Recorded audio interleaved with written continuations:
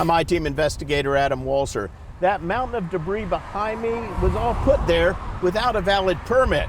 State and local officials have been trying to bring the owner into compliance since mid-2022 to no avail. And the I-Team has learned that the owner has a history of other environmental violations.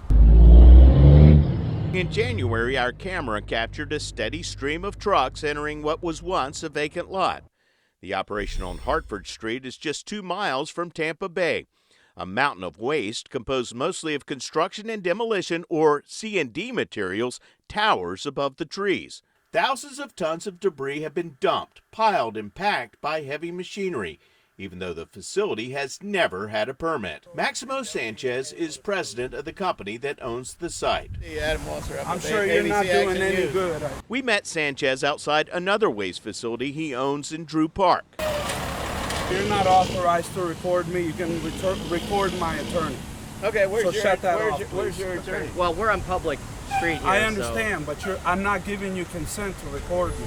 So shut it off. You're not going to talk to Nothing Okay. at all. So Records show that his company not only didn't obtain a permit for the Hartford Street site, but also dumped waste into the environmentally sensitive wetlands located there. They're the kidneys of our landscape. The Hillsborough County Environmental Protection Commission, or the EPC, the Florida Department of Environmental Protection, and the EPA spend millions every year protecting Florida's coastal wetlands. Michael Lynch is Wetlands Director for the Hillsborough County EPC. Any sort of fill that would be put in the wetland that could degrade its environment would require an authorization from EPC, point blank. Does this site on Hartford Street have an authorization? Currently, the site on Hartford Street has no authorization from EPC or any other regulatory body to fill a wetland. The EPC opened a case last November. Records show Florida DEP first received a complaint in 2022. The site was over there. Walter Smith II owns an environmental engineering firm and represents the Tampa Bay Sierra Club. I cannot understand for the life of me how it is that something unpermitted can go as long as this is gone and nothing be done about it. I just can't understand that.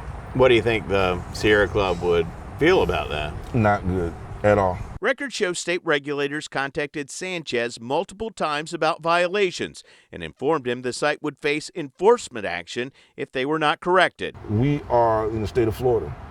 We have a very delicate ecosystem. An email obtained by the I-Team shows the Environmental Protection Commission contacted the Department of Environmental Management in July of 2022, saying full solid waste management activities were going on at the Hartford Street location, and they were not permitted.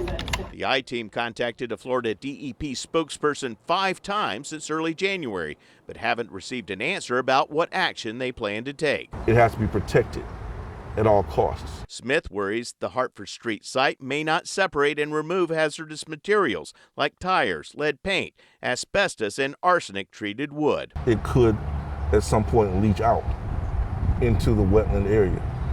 And so when that happens and gets into the groundwater, when it gets into the groundwater, then we have a real problem, because then it begins to affect the wildlife. Sanchez has a history of environmental violations. He was warned by Florida DEP for violations at this site on Limeball Avenue. In 2021, Sanchez was charged with criminal misdemeanors by DEP for failure to obtain a permit and failure to comply with environmental regulations at the Limeball facility, including storing waste tires at that facility. Sanchez pleaded not guilty, and his criminal charge was thrown out as part of a pretrial diversion agreement. It looked like you'd had some history of issues in the past with the DEP. I've been in business 40 years. Right. Okay. Run a successful business. Right. Have multiple businesses, but I don't need to tell you all of Right. that. You can find it.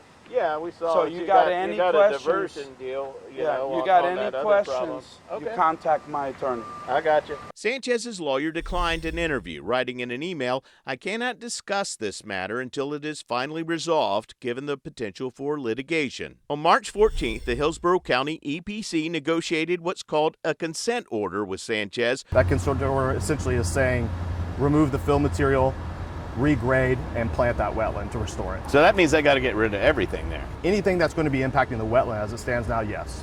for So that he's going to type have of to pay material. somebody to dump that somewhere else, in all Correct. likelihood. Can't just bring it to some, another unauthorized venue. The agreement says the company shall remove all the fill material within 9 months and will have to pay $4,000 for investigative costs, expenses, and civil penalties. That would be a huge undertaking, because now what you're going to do is basically reverse what you've done. You think this is going to be hundreds of thousands of dollars? More than that. I'm I-Team investigator Adam Walser with photojournalist Matt McGlashan, taking action for you.